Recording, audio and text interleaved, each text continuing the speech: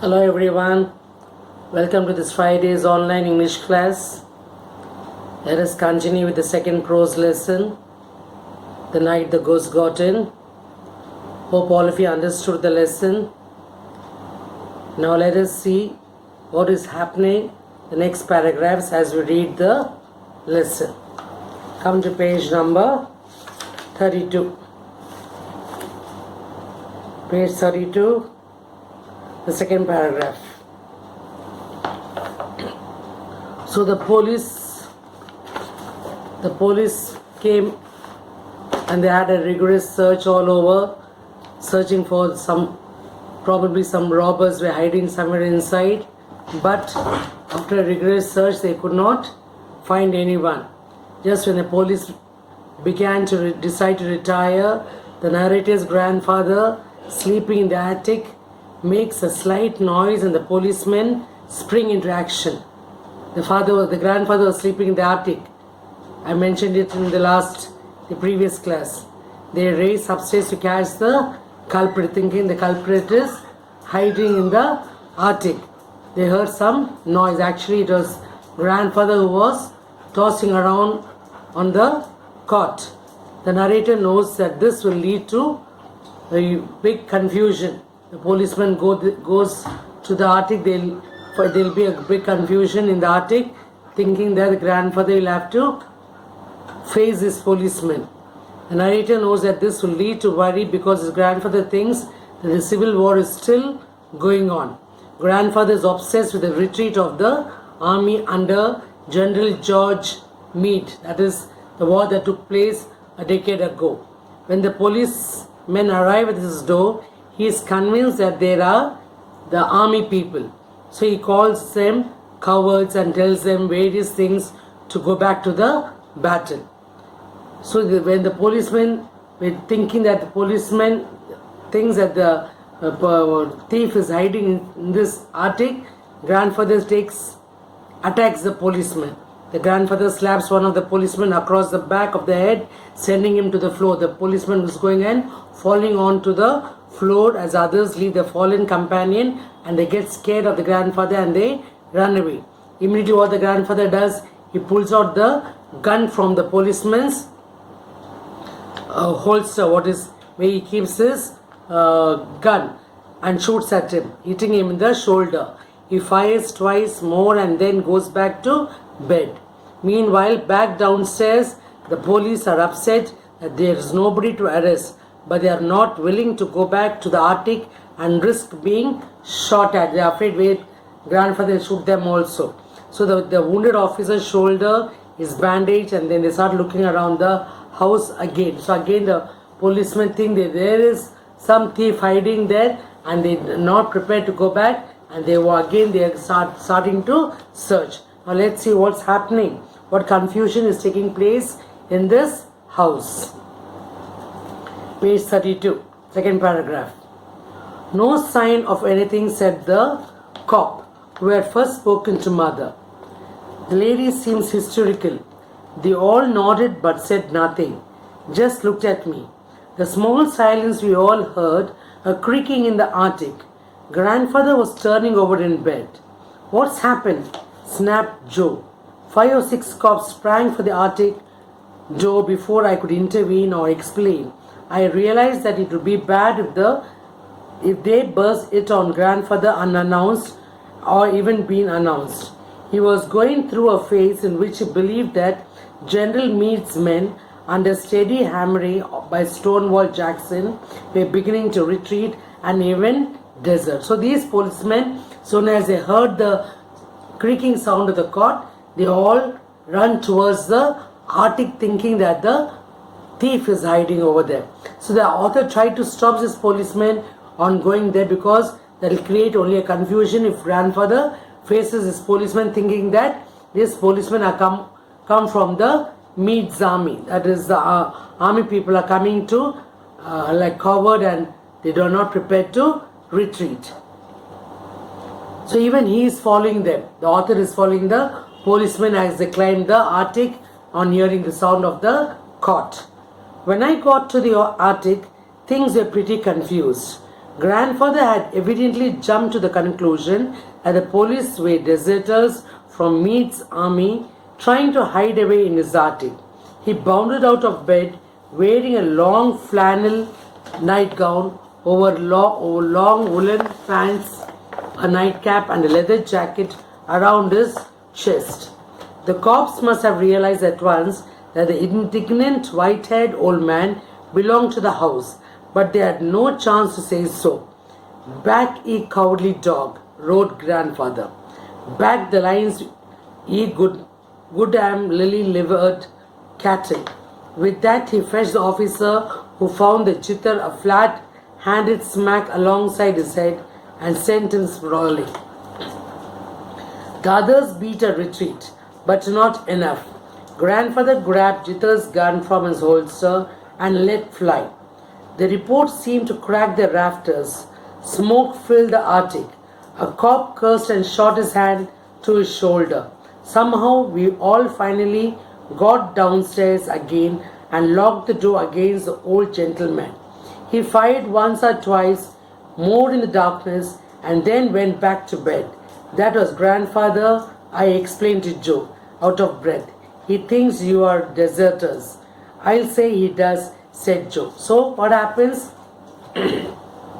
We read in this paragraph that on cops reaching the attic, grandfather gets startled with the policeman facing him.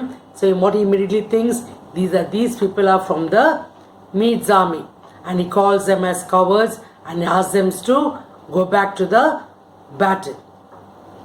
Now this author is trying to convince this policeman, saying that this grandfather has become old and is not able to recollect what is happening at the present situation.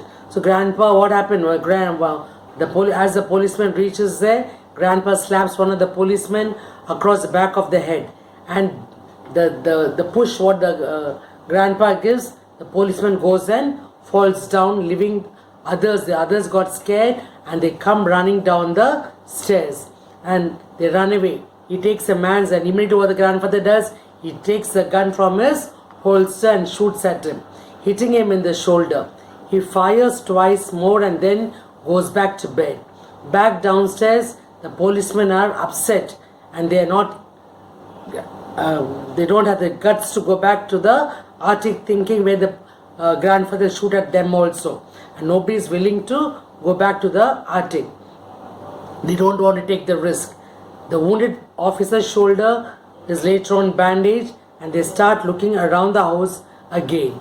So this is the way the policemen are trying to again go for a search, thinking that there are thieves hiding in this house. Meanwhile, what happens? We'll see what's happening in the next paragraph. The cops were reluctant to leave without getting their hand on somebody. Besides, grandfather, the night had been distinctly a defeat for them. Furthermore, they obviously didn't like the layout something looked, and I can see their viewpoint phony. They began to poke into things again. A reporter, a thin-faced, wispy man, came up to me. I had put on one of mother's dress, not being able to find anything else. The reporter looked at me with mingled suspicion and interest. "Just what the hell is a real lockdown earbud?" he asked. I decided to be frank with him. "Weird ghost," I said. He gazed at me a long time as if I were a slot machine into which he had, without results, dropped a coin. Then he walked away. The cops followed him, the one grandfather shot, holding his now bandaged arm, cursing and blaspheming. "I'm gonna get my gun back from that old man." And he's calling him as old bird. Actually, who's that old bird here? The old man, that is grandfather, said the jitter cop. "Yeah," said Joe. "You and who else?" I told them I would bring it to the station house the next day. So what happened? The next paragraph, what you're reading, the policemen were reluctant. Reluctant means what? They're not ready to go back. They said, we understand with all this things that is going around, there are some thieves hiding inside, so we are going to catch the policeman. We are going to catch the thief. Without catching the thief, we won't move from here. So meanwhile, a reporter approaches the narrator. Narrator is the writer, that is James. Is standing there, and at that time, this fellow, he doesn't get any clothes to wear. All this time, he was just with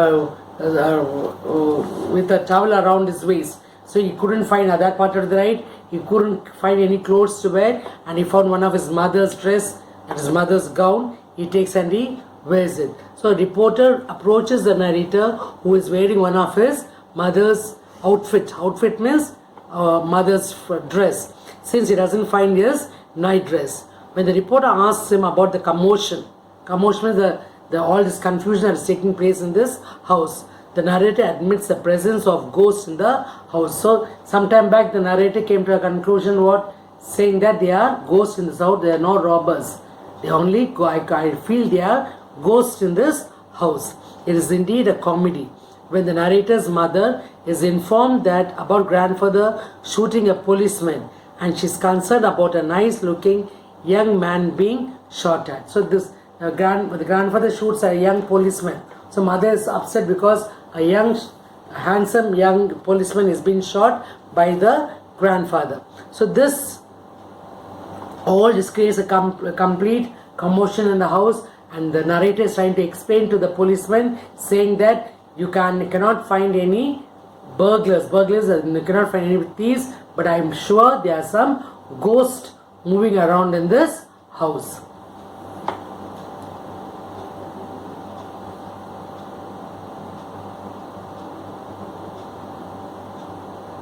What was the matter with that one policeman? Mother asked.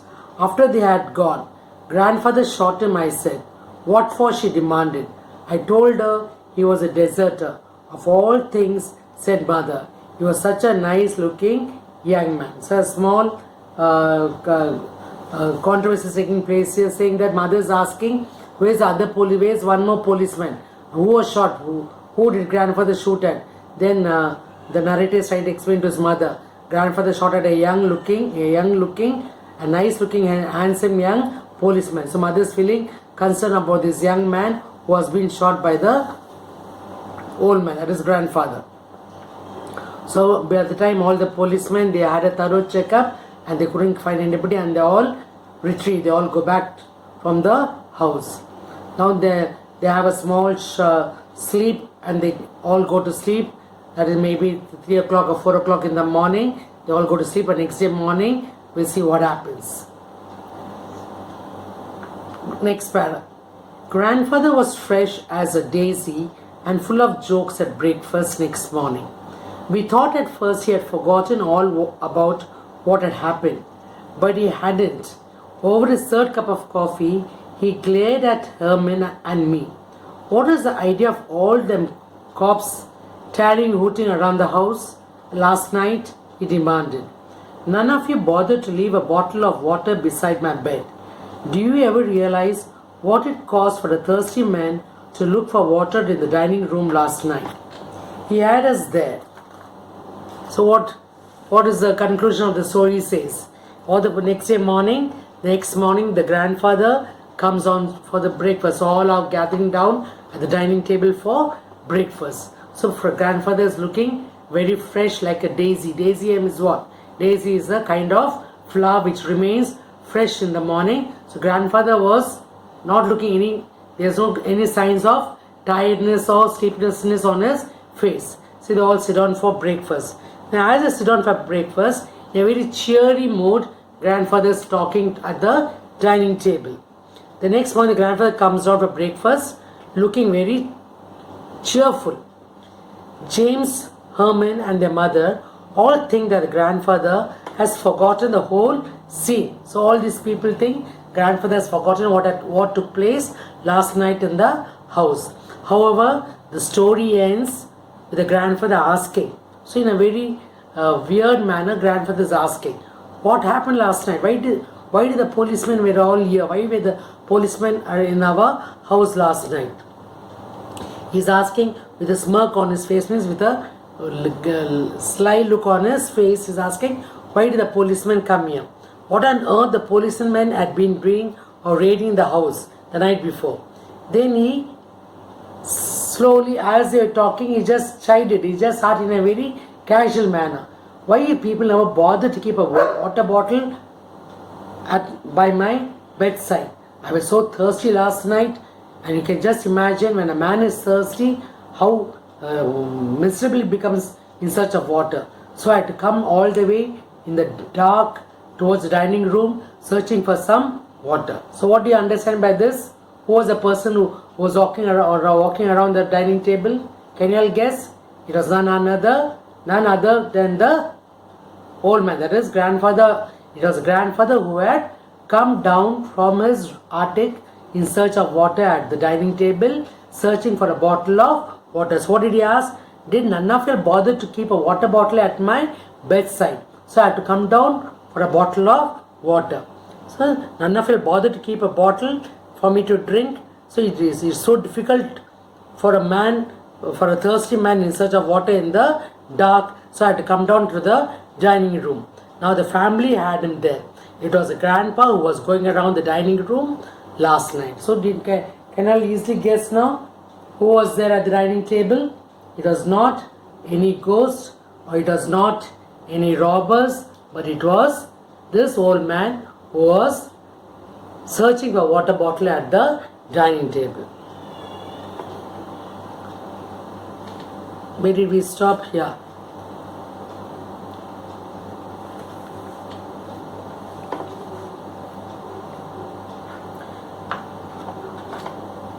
Page number 34. Almost finished. So do you ever realize what it cost for a thirsty man to look for water in the dining room last night? He had us there. So all came to a conclusion, all came to understand that it was none other than the poor grandfather who had come down for water in the middle part of the night. So this was a story written by James Grover Thurber in 1961, and which is full of fun and laughter.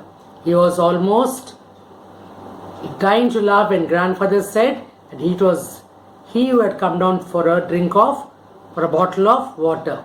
So here you can find how this American cartoonist, an author, humorist, journalist, playwright, and he was a celebrated wit. He was best known for his cartoons and short stories, which published mainly in the New Yorker magazines, mainly the New York magazines such as the Catbird Seat, and collected in his numerous books.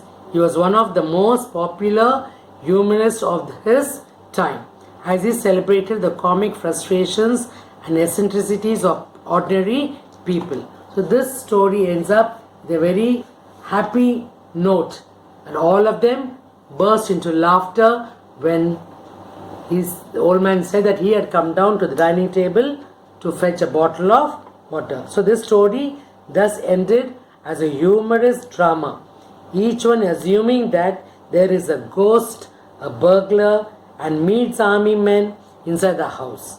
Author has sequenced the scenes as a lively comedy, so that one will roar with laughter at the stupidity of each person in the story. The main confusion, who starts the main confusion? The author himself, the narrator himself. He misunderstands. A small misunderstanding that leads to the full confusion in the house, the middle part of the night. So here's the story ending. So let's mark down all the meanings. Let's learn all the meanings, learn all these words. On page number 34, you can find this in the glossary section. The first word, hullabaloo. What's a hullabaloo sound? A loud noise made by people who are excited. There's a big noise when people are excited. That's called, for that they use the word hullabaloo. A lot of loud noise made by people who were excited. The second word, patrolman. That's a noun. A patrol officer, police officer. Second word, patrolman, is a patrolling police officer. The third word, attic. Attic is in the noun form. A space or room inside or partly inside the roof of a building. An extra extension of the room in the house. A space or room inside or partly inside the roof of a building. Slamming. Slamming is a verb. Slamming the door. Banging the door. Shutting a door or window forcefully and loudly. Slamming means what? Shutting a door or window forcefully and loudly. Next word, gruffly. Gruffly means sadly. The sad tone. It's an adverb here. How? Adverb. Gruffly, sadly. Next word, intuitively. Again, this is an adverb. Intuitively, without conscious reasoning or instinctively. What is intuitively?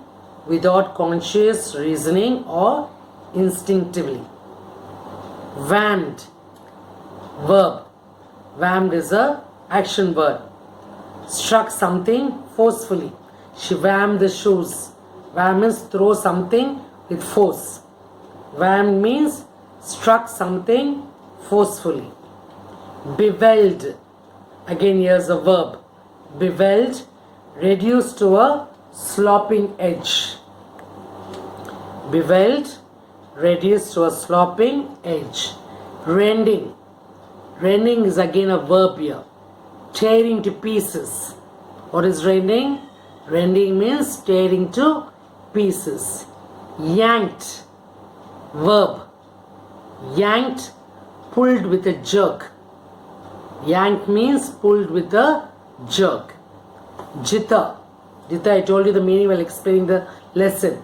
Jitha is a musical instrument consisting of a flat wooden sound box with numerous strings stretched across it, placed horizontally and played with fingers. Is a musical instrument. Jitha is a musical instrument. Guinea pig. Guinea pig. Guinea pig is a noun. Guinea pig. Now don't pronounce the word A. When you pronounce it, the pronunciation is guinea pig. Guinea pig is a domesticated tailed South American rodent, originally raised for food. The domestic animal which is raised means tamed for cutting and eating. That is how we tame fowls in the house. So guinea pig is a kind of domesticated pig which people grow in the house and use it for their food. Guinea pig. Next word, hysterical. Adjective. Hysterical is an adjective word affected by wildly uncontrolled emotion. She gave a hysterical sound. Hysterical means hysterical laugh. Affected by a wild, uncontrolled emotion. Hysterical. Next word, creaking. Creaking is a verb, making a squeaking sound when being moved.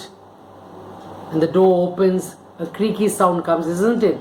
That's called making a squeaking sound when being moved. Creaking is a verb, making a squeaking sound when being moved. Indignant. Adjective. Feeling or showing anger or annoyance at what is perceived as unfair treatment. Indignant means showing a feeling of anger. Annoyance. Annoyance is anger. Being angry with somebody. Feeling or showing anger or annoyance at what is perceived as unfair treatment. Next word, holster. Holster is a noun. A holder made of leather for carrying a handgun. You usually see a policeman which is fixed at his waist by the belt where he fixes a small pouch like thing where he has to keep his handgun. Holster is a leather for carrying a handgun. Rafter, noun. A beam forming part of the internal frame of a roof. That is rafter. A beam forming part of the internal framework of a roof. Deserter. A person who leaves the armed force without permission. Without permission from the army, a person leaves that army. That is, such a person is called as a deserter. A person who leaves the armed force without permission, without taking permission. So these are the different meanings given in this lesson. Please write down these words with the meaning words in your notebook and learn all these meaning words. Okay, children? So we'll apart from these words, we'll also be learning other meaning words from the list. Other difficult words I'll be giving the meanings to it. You can just note it down and write it down. Then following with this, I will be sending you all the notes for this lesson in the next class. That is the coming class next Wednesday. I will be before that. I'll be sending you all the question answers. Please write it down. Again, read the lesson, underline all the difficult words, and try to find out the meanings from the